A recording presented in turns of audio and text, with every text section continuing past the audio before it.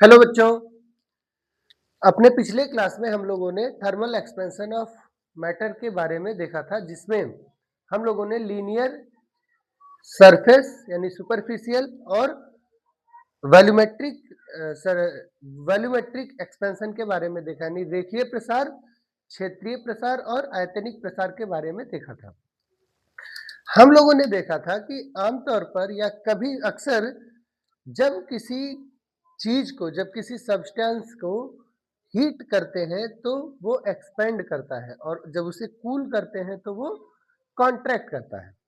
अब इस चीज के हमारे डेली लाइफ में बहुत सारे प्रैक्टिकल एडवांटेजेस हैं या यूजेस हैं। जैसे हम रेल की दो पटरियों के बीच में गैप कर देते हैं, ताकि ये गैप जब गर्मी में कभी मान लिए एक्सपेंशन हो तो वो गैप भर जाए, ना कि अगर पहले से भरा होगा तो ऐसे ऊपर उठ जाएगा या बेंड हो जाएगा। ठीक इसी तरीके से जब हम रेलिंग्स लगाते हैं छतों पे, तो दो रेलिंग्स जहाँ कनेक्शन होती है वहां थोड़ा गैप छोड़ दिया जाता है। ऐसे बहुत सारे यूजेस हैं जहां हम इस चीज को ध्यान देते हैं। हम इलेक्ट्रिसिटी के तार को दो पोल्स के बीच में टाइटली बाउंड नहीं करते। क्यों? क्योंकि अगर टाइटली बाउंड कर देंगे तो जब कभी ठंडी होगी तो वो स्ट्रेस में आएगा, और जब वो गर्मी होगी तो वो ढीला पड़ जाएगा। ठीक इसलिए कई सारी चीजें हैं जहां पे thermal expansion of properties, thermal expansion की प्रॉपर्टी हमको दिखाई देती है। लेकिन इसका हमारे कॉम्पिटिटिव एग्जाम्स में जिन चीजों से क्वेश्चंस आते हैं, जिन एप्लीकेशंस से क्वेश्चन आते हैं, आज की क्लास में हम लोग डिस्कस करने वाले हैं वही एप्लीकेशंस कि थर्मल एक्सपेंशन ऑफ मटेरियल, यानी कि तापीय प्रसार से हमारे पास क्या क्या एप्लीकेशन है, इसके क्या अनुप्रयोग हैं, थर्मल एक्सपेंशन के क्या क्या अनुप्रयोग हैं, क्या क्या एप्लीकेशन हैं, और किन टॉपिक्स से रिलेटेड क्वेश्चंस आते हैं और हमें उनको कैसे सॉल्व करना है। ठीक है, तो आइए स्टार्ट करते हैं एप्लीकेशंस ऑफ थर्मल एक्सपेंशन। तो आज की क्लास का हमारा मेन टॉपिक है applications of thermal expansion, applications of thermal expansions. ठीक है, इसको समझने से पहले हम लोग सबसे पहले समझते हैं, या सबसे पहले एक बार रिवाइंड कर देते हैं कि पिछली क्लास में हम लोगों ने क्या देखा। तो हम लोगों ने देखा था कि मान लीजिए कोई रॉड है जिसका लेंथ है L0, ठीक, और टेम्परेचर कितना है T0, यानी T0 टेम्परेचर पे लेंथ है L0। अब अगर टेम्परेचर चेंज होकर के T0 प्लस डेल्टा T हो गया तो लेंथ चेंज होकर के L0 प्लस डेल्टा L हो गया, और इसका मतलब हुआ कि चेंज इन लेंथ हुआ डेल्टा L और चेंज इन टेम्परेचर हुआ delta T। On changing the temperature the length of the body या the length of the rod also changes. So delta L is directly proportional to delta T, and delta L is also directly proportional to initial value. So delta L is equals to L0 delta T, या कह सकते proportional है। और जब proportionality constant हटाए थे तो एक कांस्टेंट आया था अल्फा, जिसे हम क्या बोलते थे, linear coefficient of thermal expansion या coefficient of linear thermal expansion.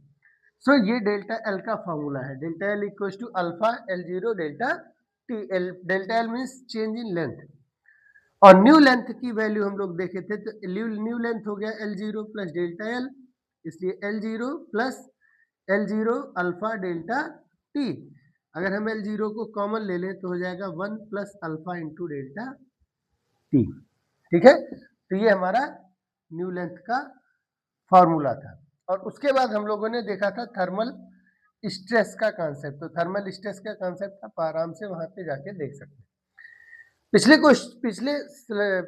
पिछले क्लास में हम लोगों ने मेंस के 2-3 क्वेश्चंस भी इस टॉपिक पर देखे थे।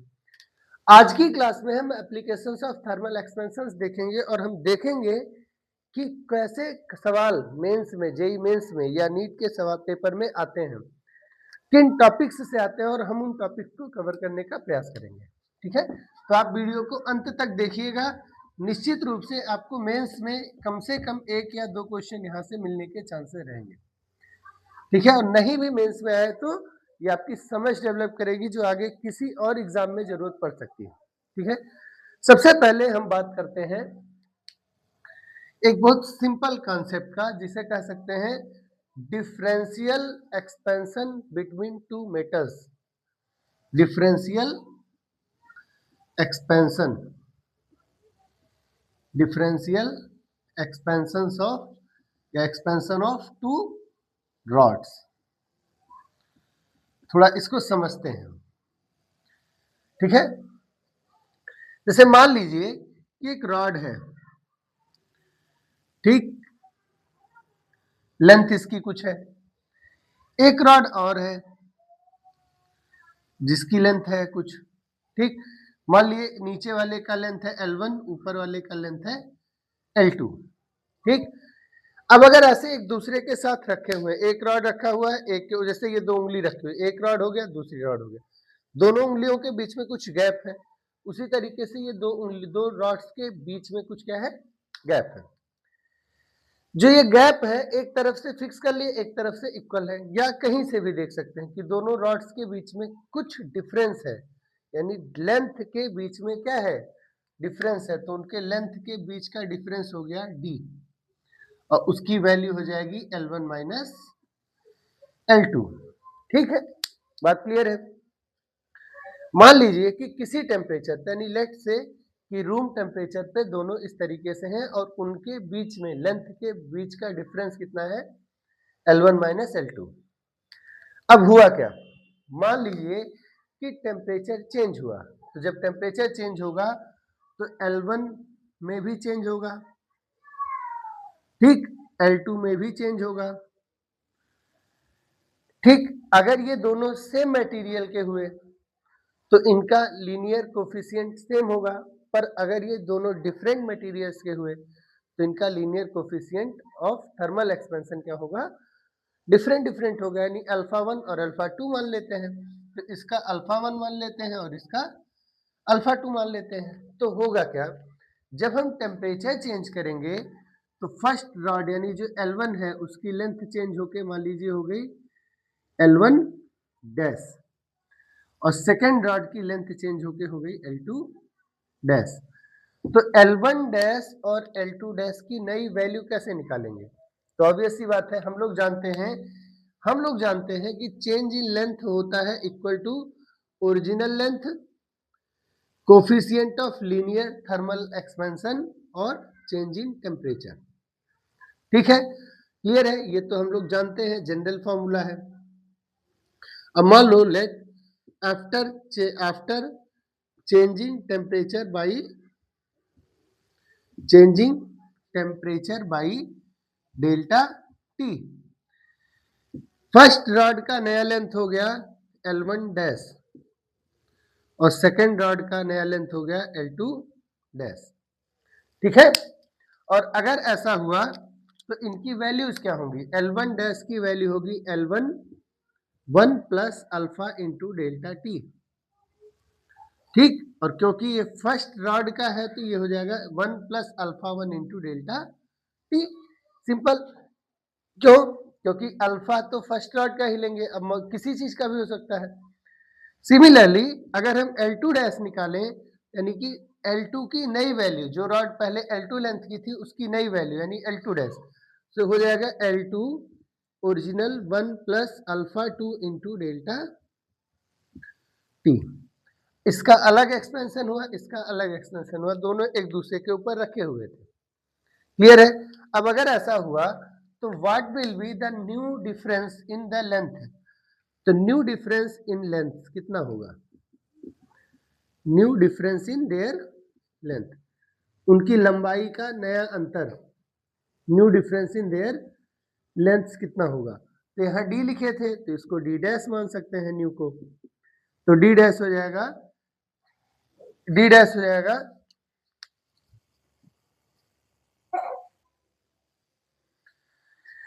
तो देखिए न्यू लेंथ क्या हो गया, तो बेटा आ गया था मेरा, देखिए L2 डैश, L2 डैश बड़ा है कि L1 डैश बड़ा, तो ऑब्वियसली जो लेंथ पहले बड़ा था हो सकता है अभी भी वही बड़ा हो, या हो सकता है जो छोटा था वो अब बड़ा हो गया हो। क्यों, वो डिपेंड करता है कि उनका अल्फा कैसा होगा, पर हम मान ले रहे हैं कि अभी भी L1 डैश ही बड़ा है। तो हम लिख सकते हैं L1 dash minus L2 dash. अब अगर हम इन दोनों की वैल्यू पुट कर दें तो कैसे करेंगे? ध्यान रखना, इसी के बाद इंपॉर्टेंस की चीज हो जाएगी। L1 plus L1 alpha 1 delta T, L1 plus L1 alpha 1 delta T में से घटेगा क्या? L2 डैश, L2 डैश की value L2 plus L2 alpha 2 delta T, L2 plus L2 alpha 2 delta T. Clear है? L1 माइनस L2 कितना हुआ? L1 minus L2 कितना हुआ? D। So D T dash equals to D, यानी कि actual difference. और ये देखिए L1 alpha 1 delta T minus L2 alpha 2 delta 2, यानी कि प्लस लगा के हम डेल्टा टी कॉमन ले लें तो लिख सकते हैं L1 alpha 1 minus L2 alpha 2। तो ये आपका न्यू डिफरेंस हो गया, यही है आपका डिफरेंशियल वैल्यू। न्यू डिफरेंस आ गया, original difference plus difference in change in their length. अब आप कहेंगे कि सर ये चीज तो हम यहां से भी कर सकते थे। एग्जैक्टली यही तो समझाना है कि एक तो लॉन्ग मेथड हो गया जो आपको जनरली बुक्स में डेरिवेशन मिलेगा, पर आप यही कॉन्सेप्ट डायरेक्ट लगा सकते थे। कैसे? सिंपल, नए वाले फर्स्ट वाले में चेंज हुआ, फर्स्ट वाले का चेंज इन लेंथ कितना हुआ? L1 alpha 1 delta T. Second वाले का चेंज कितना हुआ? L2 alpha 2 delta T. तो डिफरेंस कितना आया? डेल्टा डिफरेंस वो हो जाएगा, ऑब्वियस सी बात है, डेल्टा टी कॉमन ले लेंगे, L1 alpha 1 minus L2 alpha 2। ठीक है? यानी इसकी लेंथ में कितना चेंज हुआ और इसकी लेंथ में कितना चेंज हुआ, उस चेंज का डिफरेंस कितना आया? उस चेंज का डिफरेंस आया डेल्टा डी। तो जो हमारा न्यू वैल्यू हो जाएगा, न्यू डिफरेंस हो जाएगा, यानी न्यू डिफरेंशियल एक्सपेंशन हो गया, वो हो गया हमारा यही वैल्यू। यानी डिफरेंशियल एक्सपेंशन कितना हुआ? Delta D L1 alpha 1 minus delta minus L2 alpha 2। Clear है? Delta T L1 alpha 1 minus L2 alpha 2। अब क्वेश्चन कैसे पूछता है या कैसा क्वेश्चन पूछेंगे? जनरली कहेंगे कि दो रॉड है ऐसे रखे हुए एक दूसरे के ऊपर, ठीक, उनका एक साइड एक दूसरे के बराबर है। मान लिए दो रॉड है, जैसे ये उनका एक इंड दोनों के साथ मैच कर रहा है और दूसरे इंड पे दोनों इंड्स का डिफरेंस है कुछ, मान लिए डी, कोई भी दे सकते हैं, 2 सेंटीमीटर 4 सेंटीमीटर। फिर कहेंगे if we are increasing their length by changing the temperature, then what should be the ratio of their coefficients of linear thermal expansion, so that the new differential या the new difference in their ends या the new separation between their ends remains same। Clear है? ये formula हो गया, इसका screenshot ले लिए। हो गया। अब देखिए क्वेश्चन जो बनेगा वो कहां से बनेगा? क्वेश्चन बनता है कि if the separation between their ends remains same. इसका मतलब इस इंड और इस इंड का डिफरेंस और इस इंड और इस इंड का डिफरेंस क्या रहे? सेम रहे। पहले जो डिफरेंस है वो कितना है? पहले जो डिफरेंस है वो डी है और नया जो डिफरेंस है वो कितना है? डी डैश है। पहले जो डिफरेंस है डी है, नया डिफरेंस कितना है? डी डैश है। अब अगर कह रहा है कि separation between the ends remains same, तो इसका बेसिक मतलब हुआ कि फर्स्ट केस का इनिशियल डिफरेंस और फाइनल डिफरेंस आपस में क्या हो गए? इक्वल हो गए। इनिशियल डिफरेंस और फाइनल डिफरेंस आपस में क्या हो गए? इक्वल। यानी इनिशियल ये है फाइनल डिफरेंस और ये है इनिशियल डिफरेंस, ये दोनों इक्वल होने के लिए ये वैल्यू क्या होनी चाहिए? 0। अगर ऐसा हुआ कि दोनों रिमेन्स सेम है, यानी दोनों का डिफरेंस सेम है दोनों केस में, तो ये वैल्यू क्या होनी चाहिए, 0। उस केस में alpha 1 alpha 2 alpha 1 into L1 into alpha 1 और L2 इंटू अल्फा 2 का डिफरेंस कितना आना चाहिए, 0। So L1 alpha 1 is equal to L2 alpha 2। ये पॉइंट आपके लिए इंपॉर्टेंस का है, यहां से मेंस सवाल पूछ सकता है, ठीक है। क्वेश्चन सिंपल सा है, वन लाइनर क्वेश्चन है, क्या कि two metallic rods of brass and कुछ भी दे सकते हैं, two metallic rods are kept with each other in contact such that the separation of their ends is 24 centimetre, या कुछ भी दे सकते हैं। If the ratio of their length is this, then what should be the ratio of their coefficient of linear thermal expansion so that their separation between the ends remain same. यानी दोनों सिरों के बीच की जो दूरी है वो अभी भी वही रहे जो पहले थी, तो इसके लिए उनके लंबाई का अनुपात अगर इतना है तो अल्फा का अनुपात क्या होगा, ऐसे सवाल पूछ सकता है। ये चीज आप एक स्क्रीनशॉट ले लीजिए, क्लियर है, ठीक हो गया, थैंक यू। आते हैं नेक्स्ट पार्ट पर, इस पर क्वेश्चंस भी है मेंस में, मैं भी आपको कराऊंगा वीडियो के अंत में, ताकि आपको याद ये भी चेक हो जाए कि आपको याद हुआ या नहीं हुआ, ठीक है। अब आते हैं हम अपने नेक्स्ट इंपॉर्टेंट टॉपिक पर, नेक्स्ट पॉइंट पर। नेक्स्ट पॉइंट क्या है देखिए ध्यान से, यानी नेक्स्ट एप्लीकेशन क्या है, सिंपल। तो सेकंड एप्लीकेशन है change in time period of a pendulum.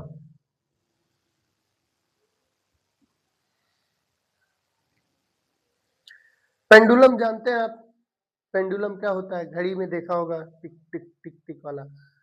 एक पेंडुलम जनरली क्या होता है, एक पॉइंट पर हिंज होता है, एक मेटेलिक वायर होती है और उसके साथ एक मास लटका होता है, इस मास को कहते हैं बॉब। इस मास को क्या कहते हैं, इसको कहते हैं बॉब, हिंदी में कहते हैं गोलक। अक्सर बच्चे फंस जाते हैं, सर ये गोलक क्या है, तो पेंडुलम यानी कि लोलक, पेंडुलम को हिंदी में क्या कहेंगे, लोलक। तो कभी कभी इसको ही लोलक भी कह देते हैं, ठीक है, पर गोलक ज्यादा अच्छा वर्ड है। इसको यहां से हिंज किया रहता है, यानी कि यहाँ पे किलकित रहेगा, यहाँ पे फंसा रहेगा। ये बॉब इस तरीके से क्या करता है, पीरियोडिक मोशन करता है, ऑसिलेटरी मोशन करता है, किसी मीन पोजीशन के अबाउट क्या कर रहा है, लगातार गोल गोल घूम रहा है। इस रॉड की लेंथ है सपोज करिए L, ठीक, ध्यान रखिएगा इस रॉड की लेंथ कितनी है, L।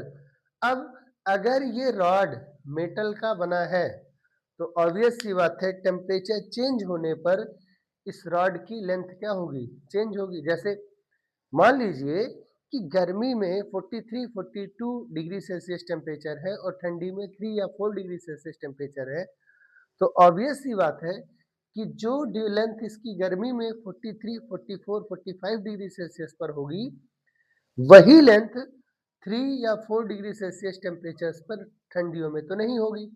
अगर ऐसा हुआ तो ठंडी में लेंथ कम होगी, गर्मी में लेंथ ज्यादा होगी, तो ठंडी में टाइम पीरियड कम होगा या ज्यादा होगा। इसी तरीके से गर्मी में भी टाइम पीरियड चेंज हो जाएगा। तो भाई कब वो टाइम सही बताएगा, या किस टाइम के हिसाब से हम कंसीडर करेंगे कि ठंडी में सही चल रहे हैं कि गर्मी में सही चल रहे हैं, तो क्या डिफरेंसेस आते हैं वही समझते हैं इस क्लास में। तो कॉज समझ में आ गया, कॉज क्या है, due to the change in length of the rod, sorry, due to the change in length of the pendulum, there will be change in the time period of the pendulum। अब आप पूछिए कि sir time period of a pendulum का formula, तो time period of a pendulum, time period of a pendulum, एक pendulum का time period यानी आवर्तकाल कितना होता है, एक पेंडुलम का आवर्तकाल कितना होता है? तो एक पेंडुलम का आवर्तकाल का फॉर्मूला है, अगर किसी को याद है तो कमेंट बॉक्स में लिख सकते हैं, 2 pi under root L by G. कितना है? 2 pi under root L by G. Check कर लीजिए एक बार, मुझे नहीं याद है, मैं सिंपल सी बात है, t equals to 2 pi under root L by G. अभी के लिए आपका जो इम्पोर्टेंट पॉइंट है वो ये है, अब कहें सर ये डिराइव कैसे करें, मान लीजिए 11th में पढ़ रहे हैं, तो अभी जो चैप्टर पढ़ रहे हैं वो कौन सा है? Thermal properties of matter. और हम लोगों ने पेंडुलम तो पढ़ा ही नहीं है, 11th के अभी तक के किसी भी टॉपिक में नहीं आया है। तो ध्यान रखिएगा कि ऑसिलेशन आपका thermal properties, kinetic theory, thermodynamics के बाद आता है। पर ये फॉर्मूला आपने पढ़ा होगा यूनिट्स एंड डायमेंशंस वाले चैप्टर में, ठीक है, वहां पे लेंथ इसको डिराइव करते हैं, तो 2 pi under root L by ji.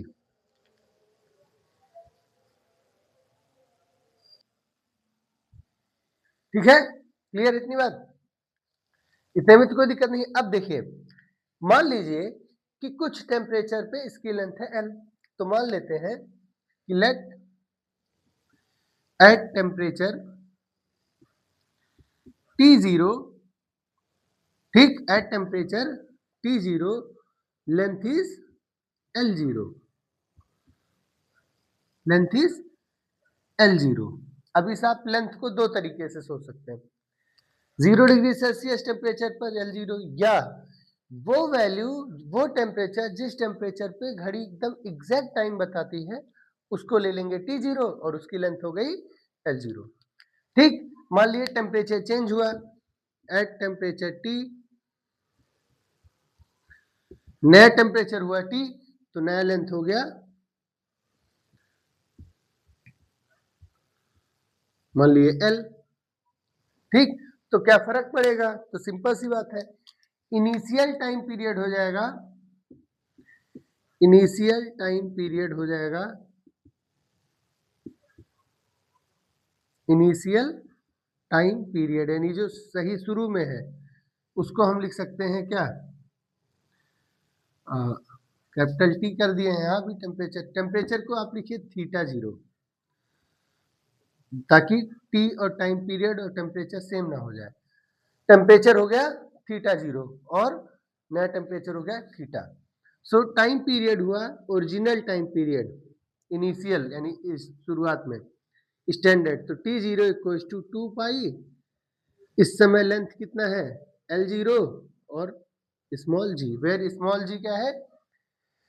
Effective acceleration due to gravity है, जो कुछ केसेस में चेंज होती है, जैसे सैटेलाइट में चेंज हो जाती है स्मॉल जी की value, freely falling, freely falling lift में टाइम पीरियड की वैल्यू जी की वैल्यू चेंज आती है, पर यहाँ सिर्फ टेम्परेचर इफेक्ट चेक कर रहे हैं। फिर at temperature T, sorry at temperature theta, time period कितना हो गया T, and that will be equals to 2 pi under root L by G. ध्यान से समझिए, मान लो ऐसे रॉड है और यहाँ बॉब है, ऐसे ऐसे ये गोल गोल घूम रहा है, time period of a pendulum is given by 2 pi under root L by G, where L is the length of the pendulum and G is the acceleration due to gravity, generally effective acceleration due to gravity.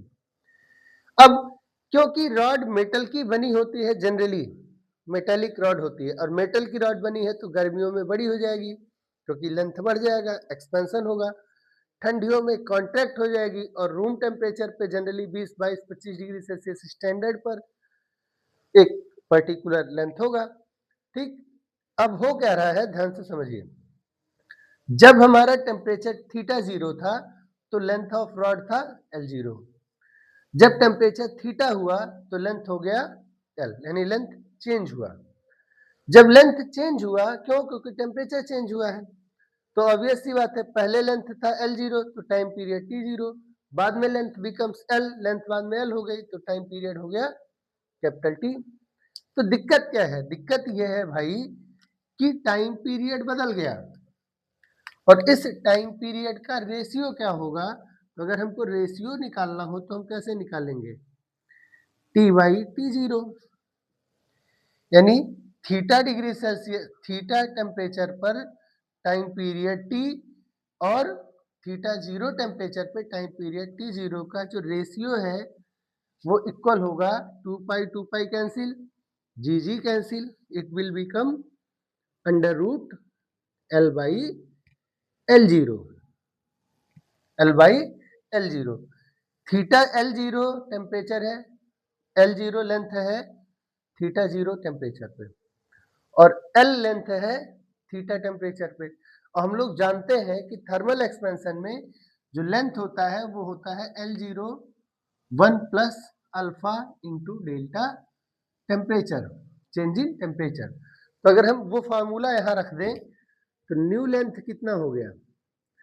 Original length 1 plus alpha into change in temperature divided by original length.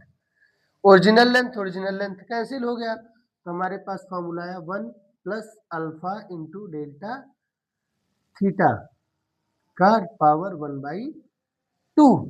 ऐसा क्यों? क्योंकि L0 cancel हो गया, 1 plus alpha into delta theta का root है, under root को हम power 1/2 भी लिखते हैं। तो ये वैल्यू आ गई किस चीज की? T/T0 का, T/T0 का। कोई दिक्कत है यहाँ तक? इसका एक स्क्रीनशॉट लीजिए।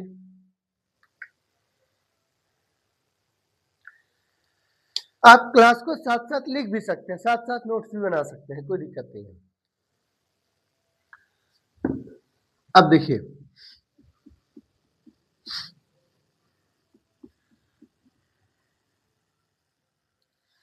अब अगर इस चीज को एक बार लिख लें तो ध्यान से देखिए क्या हो जाएगा। T/T0 is equal to 1 plus alpha delta theta into 1/2 का पावर है। पावर 1/2 है तो हम बायनोमियल एक्सपेंशन का यूज कर सकते हैं। क्या कर सकते हैं? बायनोमियल एक्सपेंशन का यूज कर सकते हैं, बायनोमियल एक्सपेंशन का यूज कर सकते हैं। अब कहेंगे सर बायनोमियल एक्सपेंशन क्या है? मैथ में पढ़ाया जाता है द्विपद प्रसार, दो पद है ना, एक और दो, द्विपद प्रसार के प्रयोग से। द्विपद प्रसार से हमको मिलेगा T/T0 1 प्लस ये पावर यहां मल्टीप्लाई हो जाएगी half alpha into delta theta. अगर माइनस होता तो माइनस लगा देते। इसके साथ फिर ये पावर और घटती हुई चली जाती है, तो लोअर वैल्यूज को हम इग्नोर कर देंगे, हम सिर्फ इतनी वैल्यूज को रखेंगे। सो हो गया T equals to T/T0 equals to 1 plus half alpha into delta T. Alpha क्या है? Thermal expansion of, coefficient of linear thermal expansion, और डेल्टा थीटा क्या है? Difference in temperature. तो T इक्वल्स टू आया T0 plus T0 into alpha into delta theta by 2। ठीक है, clear है? अब आप यहां से एक इंपॉर्टेंट पॉइंट पकड़ सकते हैं क्या? देखिए ध्यान से, इतना क्लियर है क्या? देखिए T तो नई वैल्यू है, T0 इधर भेजिए तो हो गया T माइनस T0, हो गया ना? T इधर आया तो T यहाँ है, T0 इधर आया, T minus T0 is equal to T0 alpha delta theta by 2। T minus T0 क्या है? Change in time period. क्या है? Change in time period. So हम इस चीज को लिख सकते हैं change in time period, change in time period, आवर्त काल में होने वाला परिवर्तन delta T is given by T0 alpha और डेल्टा थीटा का आधा। ये वैल्यू कुछ कुछ सिमिलर है delta L equal to L0 alpha delta theta से, उसको आधा कर दीजिए, टाइम पीरियड आ गया। ठीक है, तो सीधे डायरेक्ट हिंट करिए कि चेंज इन लेंथ वाले का आधा होता है, यानी time period equals to T zero original time period alpha into delta theta by 2।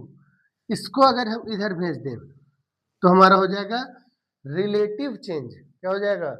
Relative change. अगर हम इसको क्या भेज दें, delta T by T zero, तो हो जाएगा alpha into delta theta by 2। एक फार्मूला, एक फार्मूला।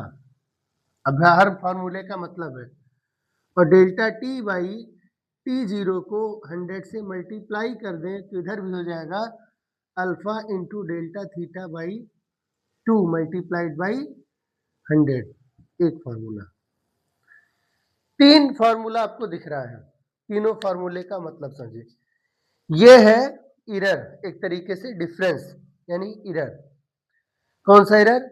Absolute error. ये कौन सा इरर है? यह है रिलेटिव इरर। और ये कौन सा इरर है? Percentage error. यह है चेंज इन टाइम पीरियड।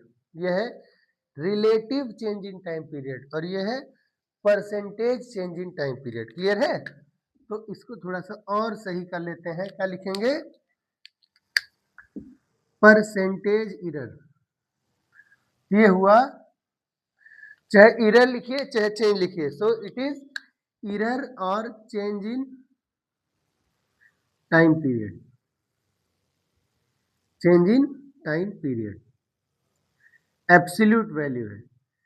ये सेम है पर रिलेटिव है। रिलेटिव इरर और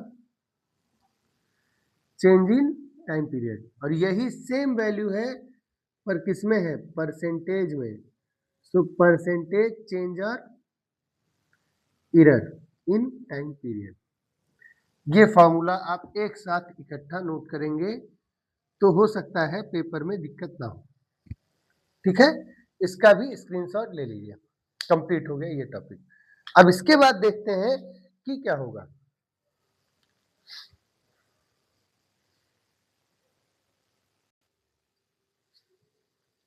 हो गया इतना? अब एक चीज देखिए ध्यान से, इंपॉर्टेंट पॉइंट जो है, delta T is equal to T zero alpha delta theta by 2, यानी यह हाफ करके लिख सकते हैं, half T zero alpha into delta theta. Delta theta क्या है? Change in temperature. Delta T क्या है? चेंज इन टाइम पीरियड यानी डिफरेंस ऑफ टाइम पीरियड। आप एक सिंपल सा लॉजिक सोचिए, अगर डेल्टा थीटा ज्यादा होगा तो डेल्टा टी ज्यादा होगा।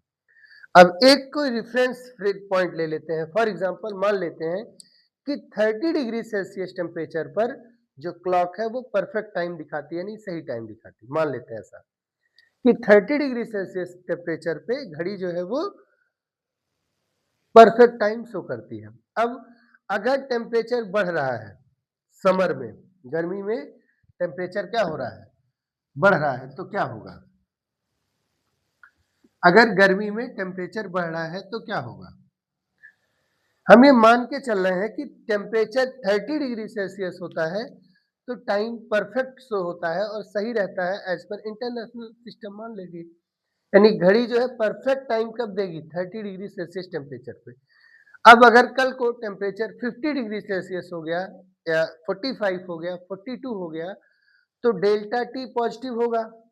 डेल्टा टी पॉजिटिव होगा तो डेल्टा थीटा पॉजिटिव होगा तो डेल्टा टी भी पॉजिटिव होगा। डेल्टा टी पॉजिटिव होने का क्या मतलब है? यानी in summer delta theta is positive, in winter, पर मैं फिर कह रहा हूं delta theta is negative generally. पर ये ध्यान रखिएगा कि ये रेफरेंस कहां से लिए हैं? रेफरेंस कहां से लिए हैं? इसलिए इस पर्सपेक्टिव से सोचने में एक दिक्कत होगी कि मान लीजिए आपको रेफरेंस दे दिया 0 डिग्री सेल्सियस का, तब तो गड़बड़ हो जाएगा ना। बात समझ में आई?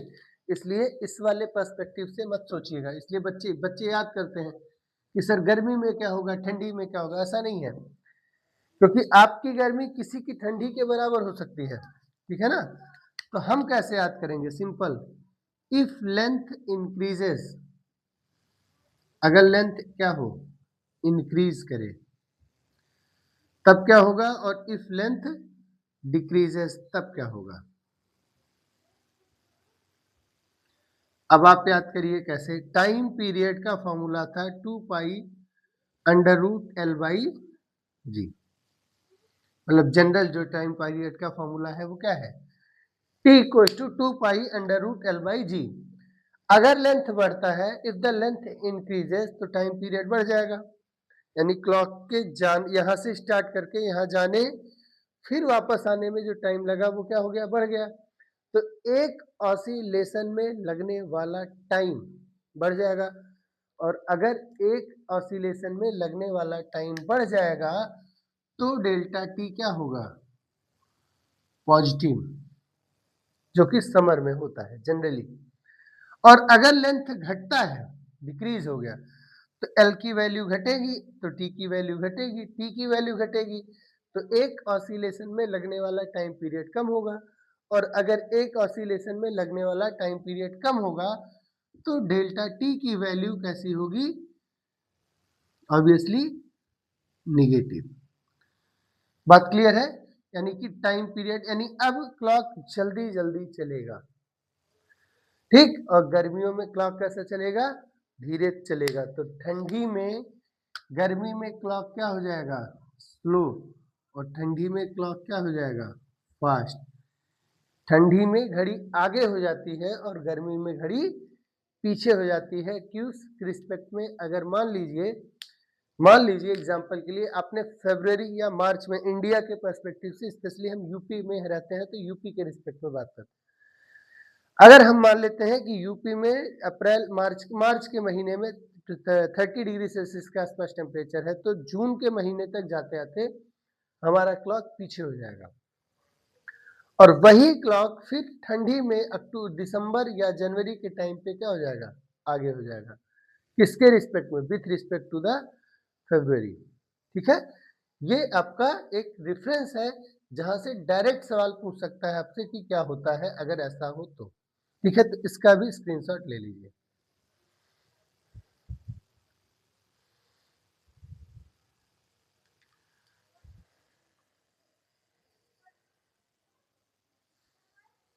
हो गया इतना। अब इसके अलावा एक टॉपिक और आज की इस क्लास में डिस्कस करते हैं एप्लीकेशंस ऑफ थर्मल एक्सपेंशन में, और वो है हमारा change in density of solids when due to the change in temperature, change in density of solids। हमारा थर्ड जो एप्लीकेशन पार्ट है वो है change in density of solids. Third है change in density of solids. वैसे किसी के लिए भी होता है, गैस के लिए भी हो सकता है, लिक्विड्स के लिए हो सकता है, पर गैस के प्रॉपर्टीज अलग होती हैं, इसलिए हम सिर्फ सॉलिड्स की बात करेंगे। फिर हम लिक्विड्स की बात भी कर सकते हैं, पर अभी के पर्सपेक्टिव में सिर्फ सॉलिड ले रहे हैं। एक चीज, सॉलिड क्या होता है, हिंदी में कहते हैं ठोस पदार्थ। ऐसे पदार्थ, ऐसे चीजें जिनका शेप और वॉल्यूम, शेप और वॉल्यूम बोथ क्या होते हैं, डिफिनिट होते हैं, डेफिनिट होते हैं। यानी कि ठोस क्या है, ठोस पदार्थ का वह अवस्था है जिसकी आकृति यानी शेप और आयतन दोनों ही निश्चित होते हैं, क्या कहलाते हैं, ठोस कहलाते हैं। Solids are those state of matter, that state of matter for which the shape as well as the volume both remains definite. पर मान लीजिए टेम्परेचर ही चेंज हो गया, तब हम लोग जानते हैं कि जब टेम्परेचर चेंज होगा तो सॉलिड के अंदर क्या होगा, एक्सपेंशन होगा। अब अगर टेम्परेचर हीट हुआ है, यानी बढ़ा है, टेम्परेचर बढ़ रहा है तो एक्सपेंशन होगा, और अगर टेम्परेचर घट रहा है तो ऑब्वियस सी बात है क्या होगा, कॉन्ट्रैक्शन होगा। तो मान लेते हैं कि कोई सॉलिड है, कोई भी चीज है, मान लीजिए कोई चीज है, 3 डायमेंशनल शेप है, ठीक। इसका मास है m, इनिशियल मास कितना है m, इसका वॉल्यूम कितना है v, तो वॉल्यूम है v। और मास है m। शुरू में इनिशियली मान लेते हैं कब, एट टेम्परेचर T या T0, T कर लेते हैं, कोई दिक्कत नहीं। T टेम्परेचर पे इस बॉडी का ओरिजिनल मास है m और ओरिजिनल वैल्यूम यानी आयतन है v। ठीक, एट टेम्परेचर T मास है m। जैसे आप कोई भी चीज ले लिए, आप एक स्फीयर ले सकते हैं, बॉल ले सकते हैं, कुछ भी ले सकते हैं, रॉड ले सकते हैं, क्योंकि रॉड भी तो सिलिंड्रिकल होगा, वैल्यूम होगा ही। तो मास, वैल्यूम और टेम्परेचर, टेम्परेचर T पर ओरिजिनल मास है m, ओरिजिनल वैल्यूम है v। अब हुआ क्या, टेम्परेचर चेंज हो गया, मान लिए टेम्परेचर क्या हो गया, चेंज हो गया, T डैश हो गया। ठीक, शेप मैं रैंडम बनाया हूं, इसलिए शेप को लेकर के डिस्टर्ब मत होइएगा। मास हो जाएगा m डैश और वैल्यूम हो जाएगा v डैश। ठीक है, देखो मास अगर m डैश हो गया, इसका मतलब है कि मास चेंज हुआ है, जबकि टेम्परेचर चेंज होने से मास चेंज नहीं होगा। जानबूझ के मैंने ये रखा था कि ताकि याद करो कि सर गलत बोल रहे हैं। मास चेंज नहीं होगा तो रिमेन्स सेम है।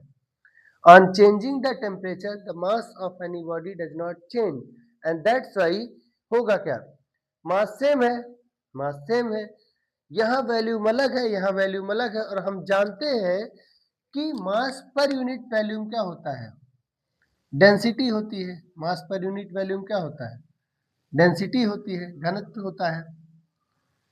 मास पर यूनिट वैल्यूम क्या होता है, घनत्व, जिसे हम रो से डिनोट करते हैं जनरली।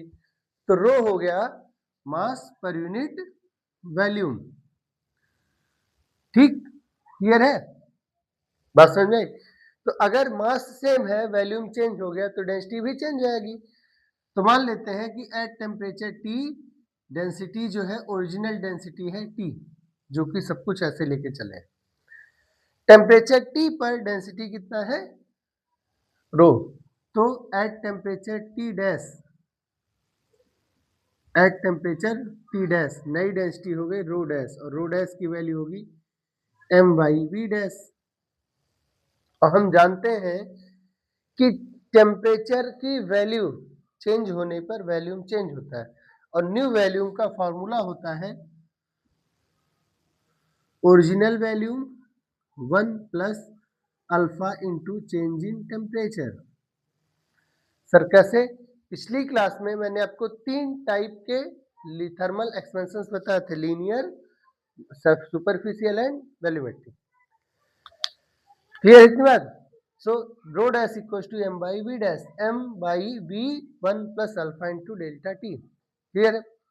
सो ये चीज समझ में आई, बट m बाई v तो रो है, क्यों, m ओरिजिनल मास है, v ओरिजिनल वैल्यूम है, और रो ओरिजिनल डेंसिटी है एट टेम्परेचर T पर। तो m बाई v क्या है, रो है। So we can write it as rho dash is equal to rho divided by 1 plus alpha into delta T. इतनी बात समझ में आई? हो गया भाई, क्लियर है, नहीं क्लियर है? अगर नहीं है तो बताओ, अगर समझ में आया तो कोई दिक्कत ही नहीं है। सो न्यू डेंसिटी हो गई rho dash equals to rho 1 plus alpha delta T की पावर -1। और क्योंकि सॉरी अल्फा क्यों लगाए हैं, जबकि हमारे पास क्या है, वैल्यूमेट्रिक कोफिशिएंट है, गामा लगेगा, क्या लगेगा, गामा लगेगा। ठीक है, क्या लगेगा, गामा लगेगा। ठीक, गामा क्या है, गामा है आयतनिक गुणांक, प्रसार गुणांक, यानी कि आयतनिक तापीय प्रसार गुणांक, volumetric coefficient of volumetric thermal expansion, gamma. यहां तक बात क्लियर है? सो P डैश का फॉर्मूला आया, P जब हम थर्मल एक्सपेंशन करेंगे, बाइनोमियल एक्सपेंशन करेंगे, तो -1 सॉल्व होगा कैसे, 1 minus gamma into delta T से। ठीक है, यहां से यहां कैसे गए हैं, -1 का बाइनोमियल एक्सपेंशन होता है, तो ऐसे केस में पावर, ये पहला टर्म एज इट इज रहता है, सेकंड टर्म में पावर जो होती है पावर मल्टीप्लाई हो जाती है, तो पावर मल्टीप्लाई हो गया, फिर उसके बाद और पावर घटते जाता है, -1 -2 -3, पर हम हायर वैल्यूज को कंसीडर नहीं करते, क्यों, क्योंकि उसकी वैल्यू बहुत छोटी हो जाती है। सो पी इक्वल टू आया, सॉरी पी लिख दिए हैं, क्या लिखना चाहिए था, rho. So new density equal to actual density 1 minus gamma into delta T. New density is equal to rho 1 minus gamma into delta T. ठीक है, ये आपका फॉर्मूला डिराइवेशन हो गया, किसके लिए, for the change in temperature, यानी for the new density के लिए। अब अगर आपको चेंज निकालना है तो चेंज यहां से निकाल सकते हैं। ध्यान रखना है, अगर डेल्टा टी पॉजिटिव होगा तो डेंसिटी घटेगी, डेल्टा टी पॉजिटिव होगा तो डेंसिटी घटेगी। क्यों घटेगी, चेक कर लेते हैं कैसे घटेगी। ध्यान दीजिए, स्क्रीनशॉट ले लो, हो गया डन। देखिए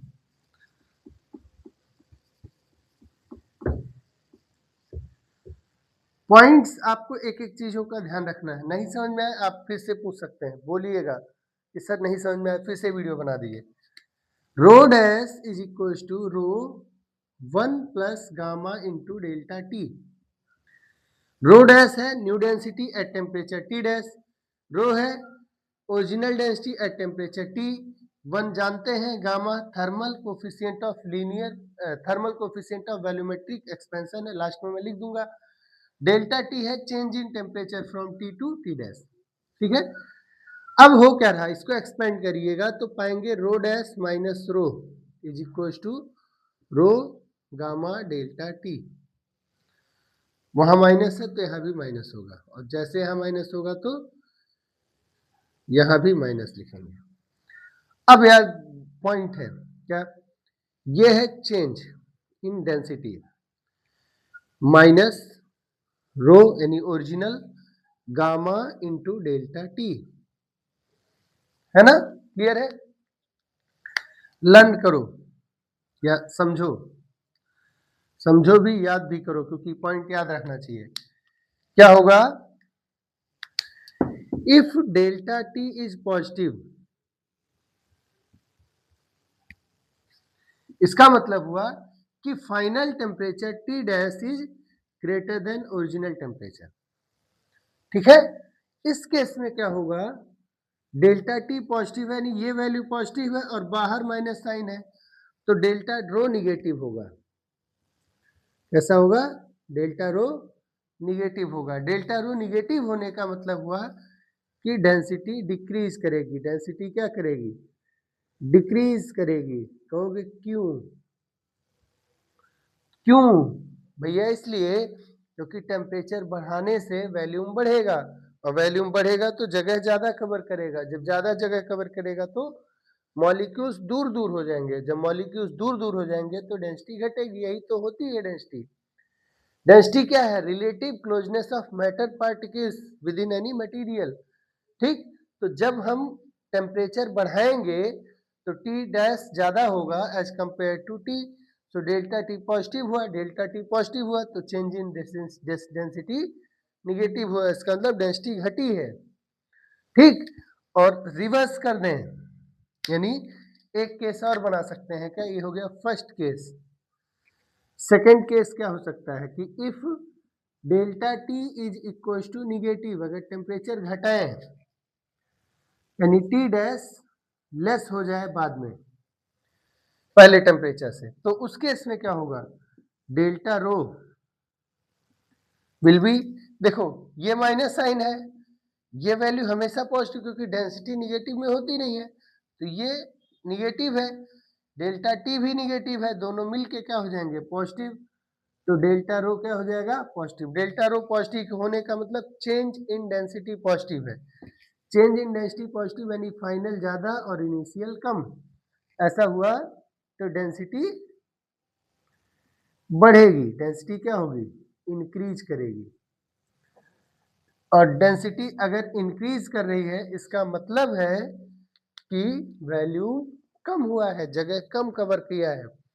तो भाई ठंडी मतलब हीट करने पे डेंसिटी घटेगी और कूल करने पे डेंसिटी बढ़ेगी। क्लियर है? ये आपका एक स्क्रीनशॉट इसका ले लिए। तो आज ये 3 एप्लीकेशंस हो गए।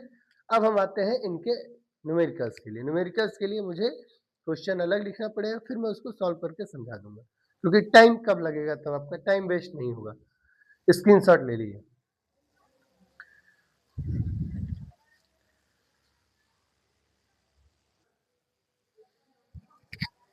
देखिए question, when the temperature of a metal wire is increased from 0 degree Celsius to 10 degree Celsius, its length increased by 0.02%.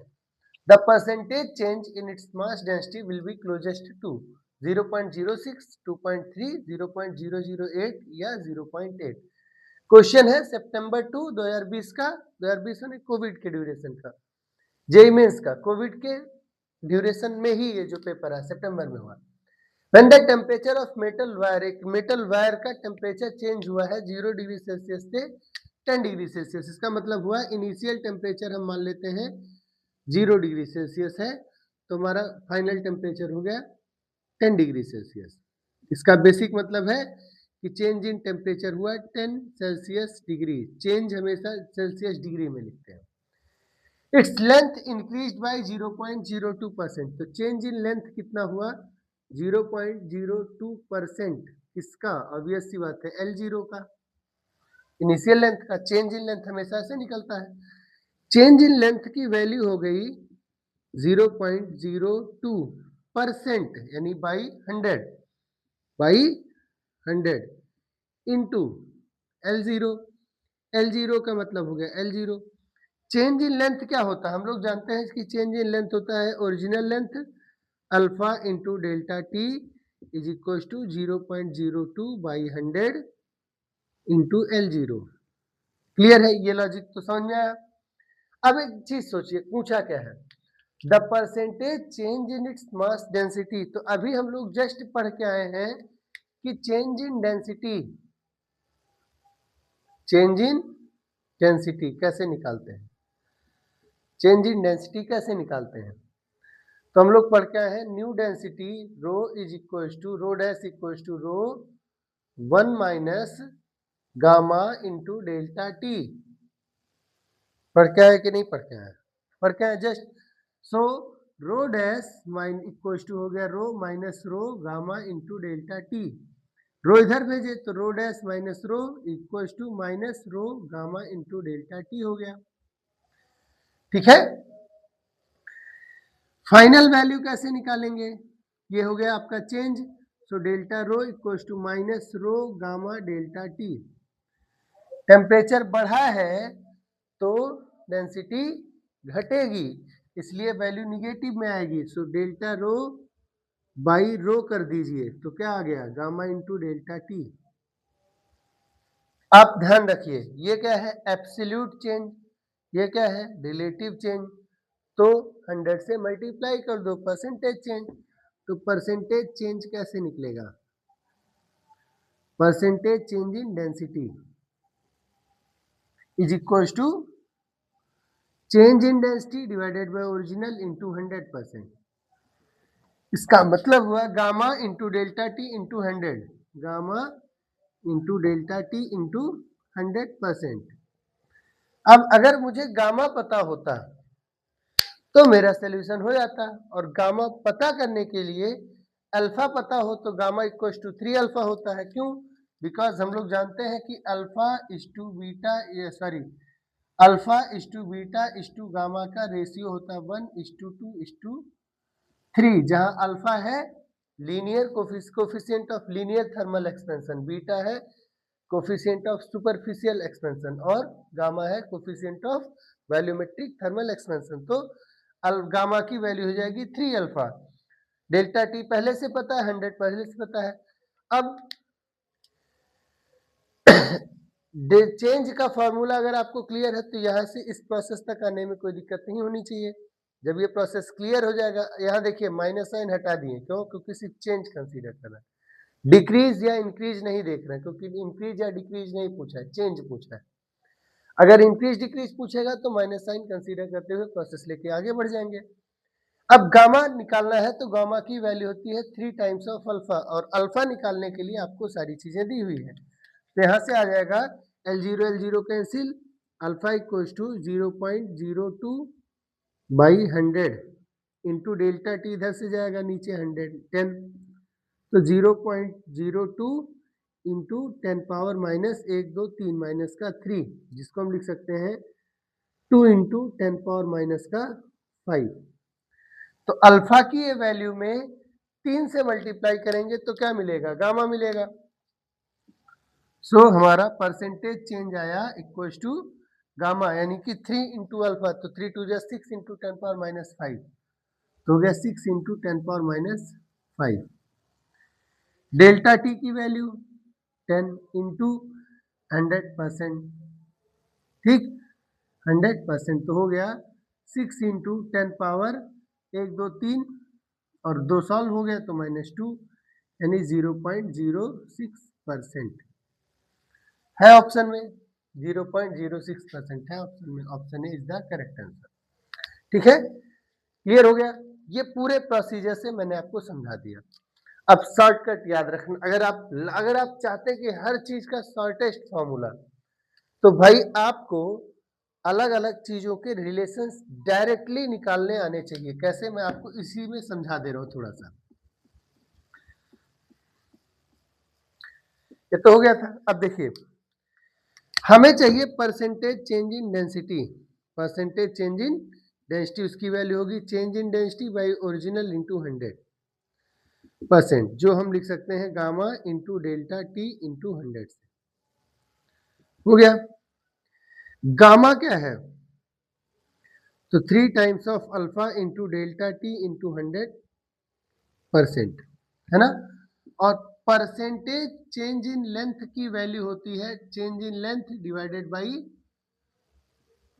Length into 100%, और चेंज इन लेंथ की वैल्यू होती है original length alpha delta T by L into 100%। हो गया? यहां तक clear है? Delta T मिल रहा है, अल्फा मिल रहा है, एल एल को कैंसिल आउट कर सकते हैं, तो हमारा हो गया alpha into delta T into 100%। हो गया कि नहीं?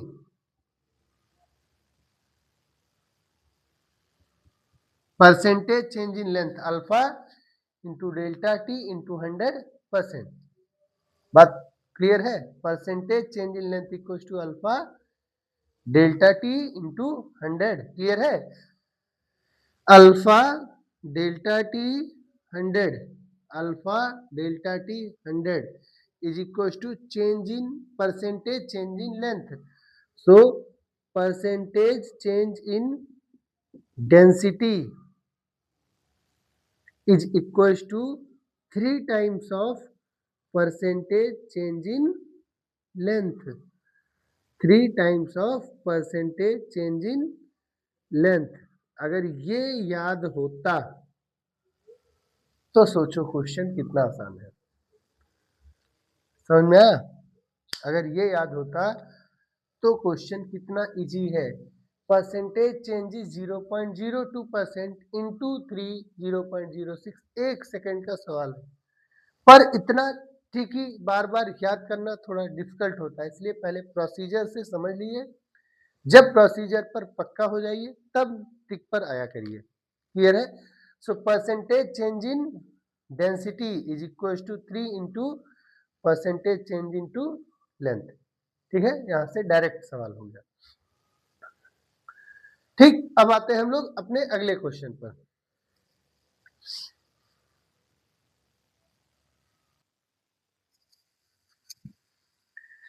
ये क्वेश्चन देखिए, जेई 2022 का है, 2022 का मतलब 2022 का है, 25 जुलाई shift 1। A unit scale is to be prepared whose length does not change with temperature. एक यूनिट स्केल बनाना है, एक नापने वाला स्केल बनाना है, पटरी बनाना है। जिसकी लेंथ चेंज नहीं होती और वो पूरी हमेशा कितनी होती है 20 सेंटीमीटर, ठीक है। Using A by metallic strip, और कैसे बनाना है, बाई मेटेलिक स्ट्रिप यानी 2 मेटल्स की स्ट्रिप पट्टी यूज करनी है, made of brass and iron each of different length, brass का और आयरन का, यानी एक रॉड होगा ब्रास का एक पटरी और एक होगा आयरन का, किसी को भी ब्रास और किसी को भी आयरन मान लेंगे, वो डिपेंड करता है कि कौन बड़ा कौन छोटा है, ठीक है। इस तरीके का ऐसा से पीछे बनाए थे, ठीक है। The length of both components would change in such a way, दोनों कंपोनेंट्स का लेंथ चेंज होगा, ऑब्वियसली टेम्परेचर चेंज होगा तो दोनों का कोफिशिएंट चेंज होगा, दोनों का लेंथ चेंज होगा।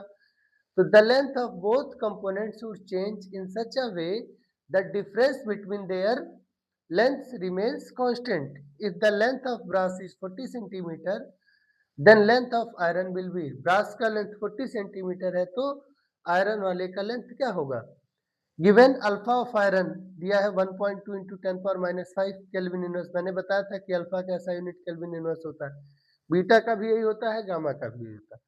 अल्फा ऑफ ब्रास है 1.8 into 10 power minus 5 kelvin inverse.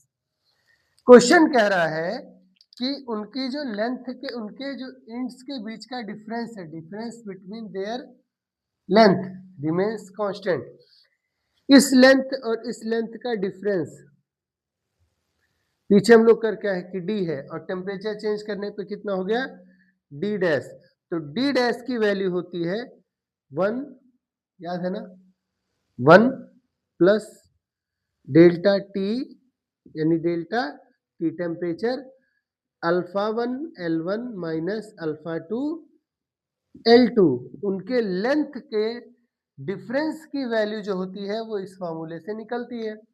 और पीछे हम लोगों ने देखा है कि ये टी टेम्परेचर पे था और ये टी मतलब ये टी टेम्परेचर पे था, ये टी डैश टेम्परेचर पे था, यानी ये इनिशियल वैल्यू है, ये फाइनल वैल्यू है, और टेम्परेचर की इनिशियल और फाइनल वैल्यूज, ठीक। तो सिंपल सी बात है, जब टेम्परेचर चेंज करेंगे तो लेंथ चेंज हो जाएगा दोनों का, ब्रास का अलग चेंज होगा, आयरन का अलग चेंज होगा, लेकिन the difference between their length remains constant, यही वर्ड आप ध्यान दीजिए।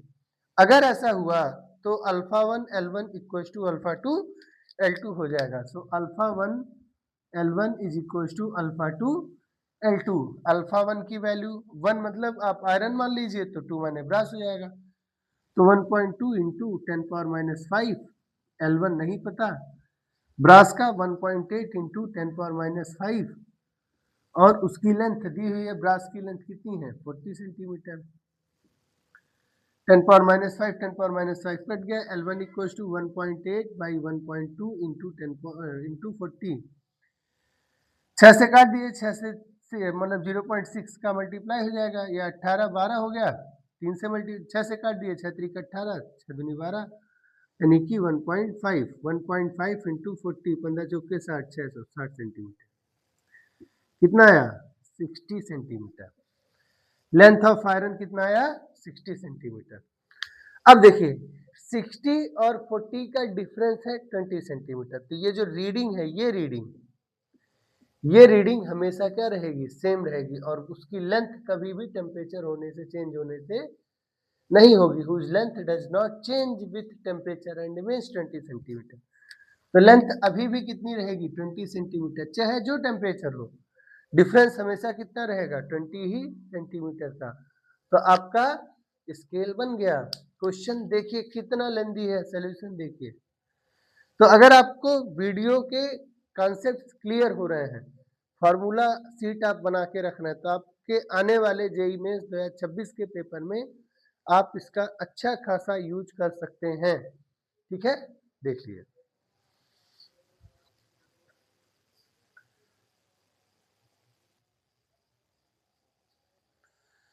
आज की क्लास में बस इतना ही, अगले क्लास में हम लोग मिलेंगे तो हम कुछ और एप्लीकेशंस ऑफ थर्मल एक्सपेंशन करेंगे, जैसे बाई मेटेलिक स्ट्रिप बेंड होगी तो उसका रेडियस क्या होगा, और इससे रिलेटेड कुछ चीजें जैसे कि लिक्विड का डेंसिटी कैसे चेंज होता है, ठीक है। वाटर की केस में डेंसिटी का टेम्परेचर पर क्या डिपेंडेंसी है? ऐसा क्यों होता है कि वाटर नीचे से ऊपर की तरफ आइस ना बनते हुए ऊपर से नीचे की तरफ आइस बनते हुए जाता है और कुछ देर बाद रुक जाता है। तो इन सभी चीज़ों का जवाब हम अगले वीडियो में देखेंगे। सो तब तक के लिए थैंक यू।